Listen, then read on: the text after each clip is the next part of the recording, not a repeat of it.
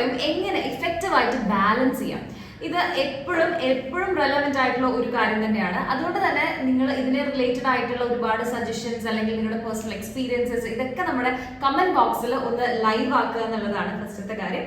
Smart boss എന്ന് പറയുന്നത് ഒരു HR റിക്രൂട്ട്മെന്റ് ഫേം ആണ്. അതുകൊണ്ട് തന്നെ നിങ്ങളുടെ ജോബ് റിലേറ്റഡ് ആയിട്ടുള്ള എല്ലാ സപ്പോർട്ട് സിസ്റ്റം സ്മാർട്ട് ബോസിന് പ്രൊവൈഡ് ചെയ്യാനായിട്ട് പോസിബിൾ ആണ്.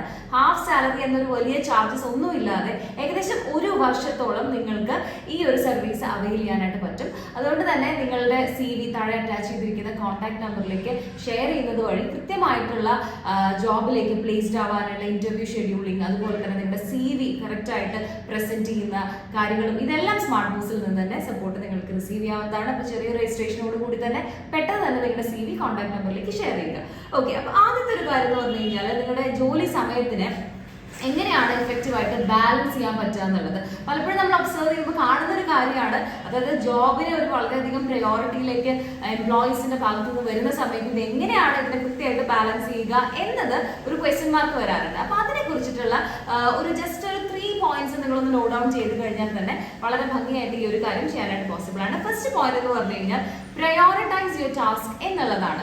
അതായത് നമ്മുടെ ജോലി പരമായിട്ട് ഒത്തിരി കാര്യങ്ങൾ നമ്മുടെ മുന്നിൽ വന്ന് നിൽക്കുന്ന സമയത്ത് അതിൽ ഏറ്റവും മോസ്റ്റ് ഇമ്പോർട്ടൻ്റ് ഏതാണ്, അർജന്റ് ഏതാണ്, ഇപ്പൊ നിങ്ങളുടെ ആ ഒരു എന്താ പറയുക കംപ്ലീറ്റ് ആയിട്ടുള്ള വെയിറ്റേജ് കൊടുക്കേണ്ടത് എവിടെയാണ് എന്നൊരു റിയലൈസേഷൻ വരുമ്പോൾ തന്നെ നിങ്ങൾക്ക് വളരെ എന്താ പറയുക കാമായിട്ട് തന്നെ ആ ഒരു കാര്യത്തിന് ബാലൻസ് ചെയ്യാനായിട്ട് പറ്റും. അപ്പൊ അതുകൊണ്ട് തന്നെ നിങ്ങൾ ഏറ്റവും അധികം വെയിറ്റേജ് കൊടുക്കുന്ന കാര്യങ്ങളിലേക്ക് ഇമ്പോർട്ടൻസ് കൊടുത്തു കഴിഞ്ഞാൽ തന്നെ ഒരു സ്മൂത്ത്നെസ് ഫീൽ ചെയ്യും. അടുത്തൊരു കാര്യം എന്ന് പറയുന്നത് ലിസ്റ്റ് ഡൗൺ യുവർ ആക്ടിവിറ്റീസ് എന്നുള്ളതാണ്. അതായത് ഒരുപാട് റെസ്പോൺസിബിലിറ്റീസ് വരുന്ന സമയത്ത് അതിൽ ഏതാണ് ചെയ്യേണ്ടതെന്നുള്ളത് പ്രയോറിറ്റൈസ് ചെയ്യുന്നത് പോലെ തന്നെ ഇമ്പോർട്ടൻ്റ് ആണ് ലിസ്റ്റ് ഡൗൺ യുവർ ആക്ടിവിറ്റീസ്. ഏതൊക്കെ ആക്ടിവിറ്റീസ് ആണ് എന്നുള്ളത് അത് എപ്പോഴും ഒരു എന്താ പറയുക 10 ബിലോ ആക്ടിവിറ്റീസ് ആക്കി അതിനെ എഴുതുന്നതാണ് നല്ലത്. കാരണം എന്ന് വെച്ച് കഴിഞ്ഞാൽ ഒരുപാട് പോയിന്റ്സുകൾ ഇങ്ങനെ ഒരുപാട് എഴുതി വരുന്ന സമയത്ത് നിങ്ങൾക്ക് തോന്നുന്ന ഒരു കാര്യം എന്ന് വെച്ചാൽ കുറേ പരിപാടികളുണ്ട്, കുറേ ടാസ്കുകളുണ്ട്. അപ്പൊ അതുകൊണ്ട് തന്നെ ഒരു 10ൽ താഴെ 5ഓ 6ഓ ഇമ്പോർട്ടൻ്റ് ആയിട്ടുള്ള ഒരു ഹെഡ്ലൈൻസിന്റെ അണ്ടറിൽ അത് എഴുതുക എന്നതാണ് രണ്ടാമത്തെ കാര്യം.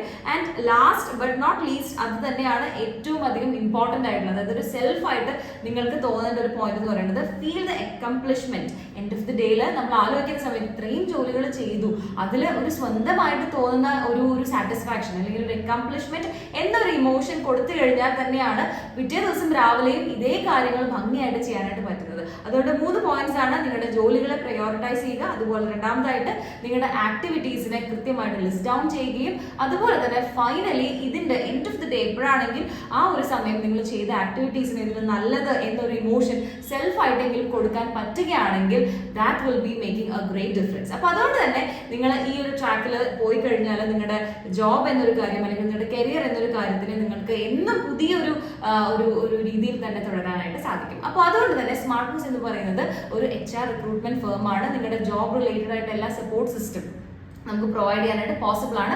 ചെയ്യേണ്ട കാര്യം എന്ന് പറഞ്ഞാൽ നമ്മൾ അറ്റാച്ച് ചെയ്തിരിക്കുന്ന കോൺടാക്ട് നമ്പറിലേക്ക് നിങ്ങളുടെ CV വാട്സപ്പ് ആയിട്ട് ഷെയർ ചെയ്യുക. അതുപോലെ തന്നെ നിങ്ങൾ ശ്രദ്ധിക്കേണ്ട ഒരു കാര്യം എന്ന് പറഞ്ഞാൽ ഹാഫ് സാലറി പോലത്തെ വലിയൊരു സർവീസ് ചാർജുകൾ ഒന്നും ഇല്ലാതെ ആദ്യത്തെ ചെറിയൊരു രജിസ്ട്രേഷൻ എമൗണ്ടോട് കൂടി തന്നെ നിങ്ങൾക്ക് ഒരു വർഷത്തോളം കൃത്യമായിട്ടുള്ള വേക്കൻസി അപ്ഡേറ്റ്സ് ഓൾ കേരളയിലെ 14 ഡിസ്ട്രിക്റ്റിൽ നിന്നും അറിയാനായിട്ട് പോസിബിൾ ആണ്. അതുപോലെ തന്നെ ഈ ഒരു ടോപ്പിക്കിനെ കുറിച്ചിട്ടുള്ള കാര്യങ്ങളൊക്കെ നമ്മുടെ കമന്റ് സെക്ഷനിൽ ലൈവ് ആക്കണം. യൂട്യൂബിൽ ഇത് കണ്ടുകൊണ്ടിരിക്കുന്ന എല്ലാവരും തന്നെ നിങ്ങളുടെ സബ്സ്ക്രിപ്ഷൻ എൻഷുർ ചെയ്യണം. അതുപോലെ തന്നെ ഇൻസ്റ്റഗ്രാമിലാണെങ്കിൽ ഫോളോ ചെയ്യുക. And thank you so much for watching.